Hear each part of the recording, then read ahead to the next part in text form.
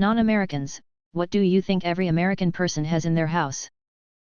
A switch that when you flick it turns your sink into a blender. Barbecue sauce.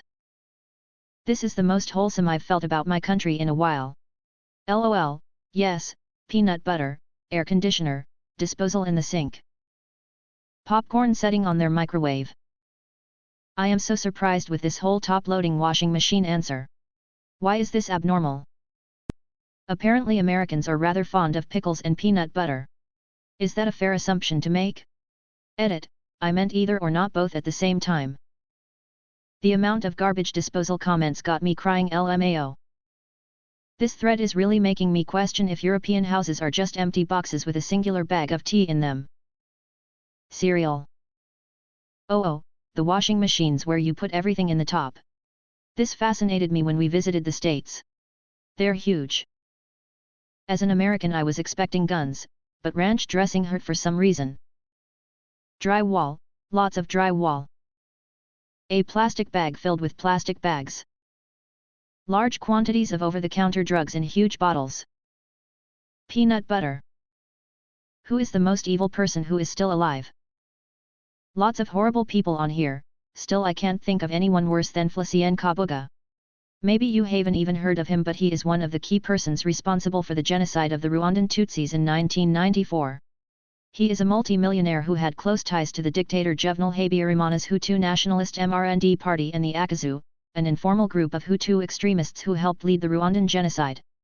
He also was the primary financier of Hutu extremist media outlets, such as the RTLM radio station and Kangurum magazine, which advocated for the killing of the Tutsi minority.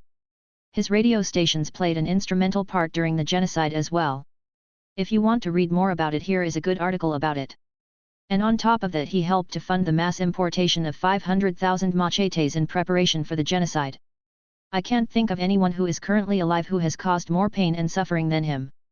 He is evil incarnate. OP found the death note, I presume. Omar al-Bashir immediately came to mind. Former president of Sudan who was behind the Darfur genocide. Absolutely vile human. I'm going with Luis Garavito.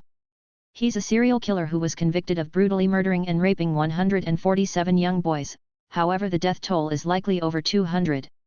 He is currently 65 years old and in prison.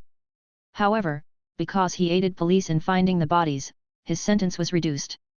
He could possibly be out of prison next year. Surprised I am not seeing Joseph Fritzlow. One of the most heartbreaking cases I have ever heard of. Fritzlow imprisoned his daughter in a tiny basement under his home, for 24 years at the age of 18. In these 24 years of imprisonment, Fritzlow constantly raped his daughter, resulting in several miscarriages and 7 children. 3 of the children remained with their mother Elizabeth in captivity, 3 were raised by Fritzlow and his wife, Rosemary, and 1 was killed by Fritzlow after birth, and disposed of in an incinerator. Fritzlow would show Elizabeth porn videos, which he would then force her to reenact them with him, in front of her children, to humiliate her. Fritzlow has previously also kept his mother, Maria, imprisoned in the same basement, and probably sexually abused her too. Joseph Fritzlow is now serving a life sentence, and the Fritzlow residence, as well as the basement where Elizabeth was imprisoned, can be visited in Amstetten, Austria. Edit, here is an interview with Joseph Fritzl, in which he cheerfully describes his life in prison. Edit 2, TB House can't be visited anymore. It was bought by someone who turned it into an apartment building and all flats are rented out. The basement also isn't accessible, as it was filled up with cement. Min Aung Hlaing, the Myanmar junta who commit the coup, still actively killing their citizens every day. He recently airstrikes the village school, resulting 11+ children death just because they heard rebels are hiding in the village.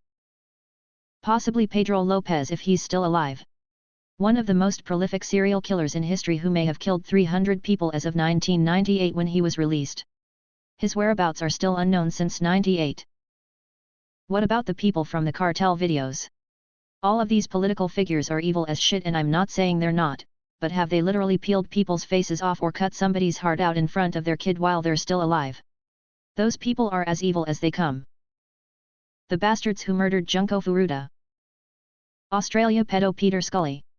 He's abused and tortured girls and infants, and has shown no remorse whatsoever. Gary Ridgway killed between 70 to 90 women and is still alive. Dennis Rader too.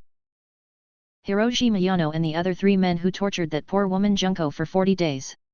Horrifying and sickening what did to that poor woman. She was raped over 500 times by over 100 men they invited over.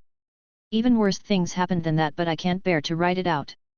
Poor girl was in literal hell and was only 17 when she died. Miyano only served 17 years in jail and walks free. David Miscavige. Henry Kissinger. During the Vietnam War, he secretly derailed peace talks between the North and South Vietnamese, because he wanted the war to continue and help his career, right through to the next president. He also personally planned bombings of targets in Cambodia, who were not even a part of the war. He had no military training or knowledge, he chose random targets he thought would stop supply lines to Vietnam. These were planned in secret, without Congress knowing.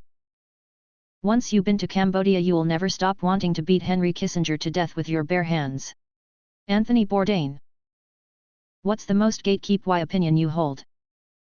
As a field geologist who trains new hires, if you aren't comfortable shitting in the woods, you're not a geologist. Edit. Thanks for the awards, folks. I'm new to Reddit and didn't know that was a thing. Until your child is actually school-aged, you are not homeschooling them. Specifically, stay-at-home parents with 1-year-olds that brag about homeschooling their kid. You're just parenting. Your child is just a youngling who is still working on basics. It isn't homeschooling to just raise your child. Source: I am a stay-at-home mom with a 3-year-old. Mom groups on social media are toxic and full of nonsense. In the car community, the whole respect all builds thing is bullshit. Your clapped out shitbox with eBay springs that scrapes over everything and looks like ass doesn't count. A lot of people in the comments don't know what gatekeep means. It's not real gatekeeping unless it comes from the Gate region of France. I think this is gonna end up being one of those sort by controversial type of threads. You're not a real dog person if you can't respect that some dogs don't like people and they need some space. If you claim all dogs like me, then you like the image of yourself being a dog person, more than you actually like dogs. If you don't read, you shouldn't be trying to write. As a fan of sneakers, people that buy limited shoes and lock them away or put them on display with zero intention to wear don't deserve to have them at all. I would never admit this to anyone IRL, but I hated what rich kids have done to thrift shopping, like I can't afford second-hand clothes anymore. The gate at my workplace is for deliveries only. Modern mainstream country isn't country, and if it's all you like then you don't like country. If you want to design tabletop RPGs you need to play more than just D&D. Three-wheelers and slingshots are not motorcycles. You can't be a MILF without having a child.